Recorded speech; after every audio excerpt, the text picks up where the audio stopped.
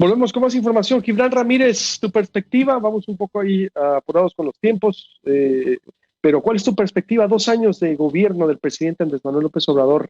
¿Estamos mejor o peor como país? Tenemos, de hecho, una encuesta abierta. ¿Cuál es tu evaluación? El país, desde luego, que no va bien, pero el gobierno ha estado transformando las cosas para que haya más bienestar, sobre todo desde abajo.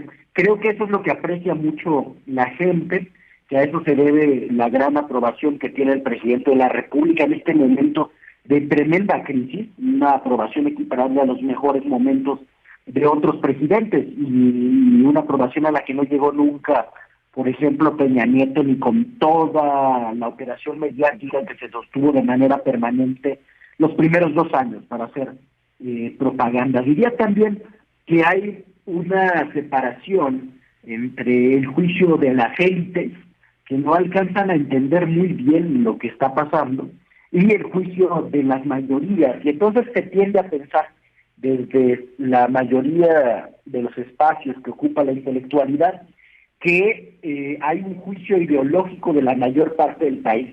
Yo lo que creo es que es al revés, que no hemos aquilatado, por ejemplo, el peso que tiene que el 70% de los hogares, que el 90% de los hogares más pobres reciban por lo menos uno de los programas sociales tendentes a garantizar el derecho más básico, que es el derecho a existir. Las importantes mejoras en seguridad, aunque no estén asociadas al combate al crimen organizado, que es el gran dolor de nuestro país, pero sí que la gente agradece que haya menos robo, menos secuestro, que haya menos robo de vehículos, de transporte público, a casa, habitación, y que ve las diferencias con el pasado tan solo por dar un seguimiento sistemático al asunto de la seguridad. Y creo que otra de las bases de este apoyo, de esta mejora, de este bienestar de abajo hacia arriba, son los cambios en el mundo del trabajo, particularmente los aumentos históricos al salario mínimo y el efecto que eso tuvo en el salario promedio. Es decir, México va mejorando de abajo para arriba. Esta pandemia nos ha golpeado de una manera muy dura y aún así el gobierno ha hecho gala de sus mejores capacidades para incrementar la infraestructura hospitalaria, para recaudar impuestos y para seguir invirtiendo en las prioridades para el desarrollo que se ha fijado. Entonces, aunque creo que hay que ser cautelosos, como fue el presidente ayer, aceptando los errores y los pendientes, podemos decir que el país va mucho mejor de lo que estaría con gobiernos indolentes como los que tuvimos las últimas décadas. Va mucho mejor que lo que estaría. ¿Qué sería el principal logro del presidente? Hay varios, pero yo diría la política social, sin duda alguna. Ese México invisibilizado, utilizado clientelarmente para generar un entramado que permitiera ganar elecciones a los partidos del viejo régimen, dio paso a una política social totalmente distinta, de vocación universal, sin intermediarios, que creo que ha sido un bálsamo. Es pequeño, pero es muy importante para las grandes mayorías depauperadas en el país. ¿Qué sería lo pendiente? Por ejemplo, ¿qué rubros ves tú que son pendientes ahí con el presidente? La violencia, sin duda, la política, los entramados locales de guerra.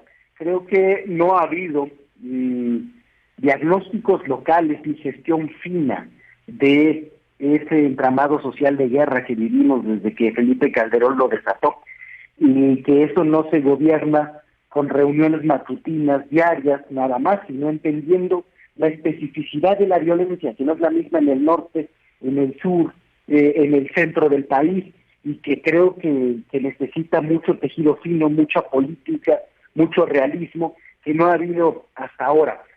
En los hechos, el discurso sobre la violencia tiende a asimilarse desde la Secretaría de Seguridad Ciudadana al que había con Felipe Calderón, como que no hemos logrado salir de ese sentido común tan pesado que nos impuso esa política de guerra. No hemos encontrado ni desde las ciencias sociales, ni desde los espacios mediáticos una forma alternativa de ir estudiando esa realidad.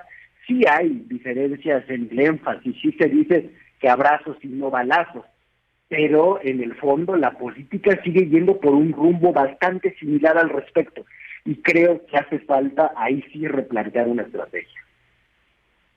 Pero no ha querido el gobierno, ¿no, Gibran? A ver, es una estrategia que sigue monotemática, lineal. Yo no veo que incluso haya ganas de cambiarle o de moverle a la estrategia, y es lo que preocupa. Nomás se cambió de persona en la Secretaría y punto. Bueno, yo creo que ahí puede haber diferencias importantes. Ya veremos qué va a pasar con la nueva secretaria.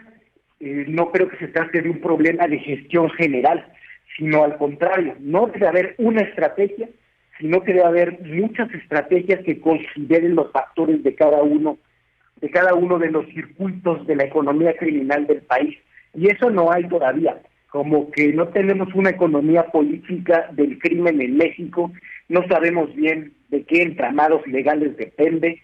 Hay algunas cosas que podemos ver, por ejemplo, en el juicio del Chapo, o ahora que se ventilarán algunas cosas con García Luna, pero hay todo un entramado que une a la política con el crimen, con ciertos despachos importantes de abogados, con empresas que lavan dinero, que cambia en cada parte del país y que no se puede desarticular con policía.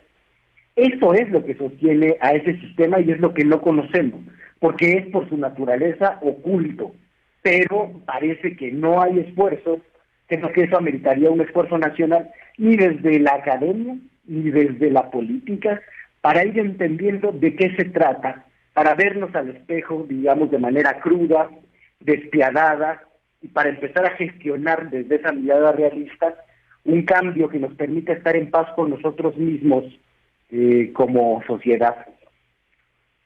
Yo estoy de acuerdo. El mismo exdirector de la Policía Nacional Colombiana, Oscar Anaco, es lo que decía siempre: se tiene que hacer una estrategia regional, localizada, y no, aquí se insiste con algo nacional que en los números es otra cosa. Gracias, Gibran, te agradezco mucho, te mando un abrazo, buenos días. Un abrazo para ti, hasta pronto.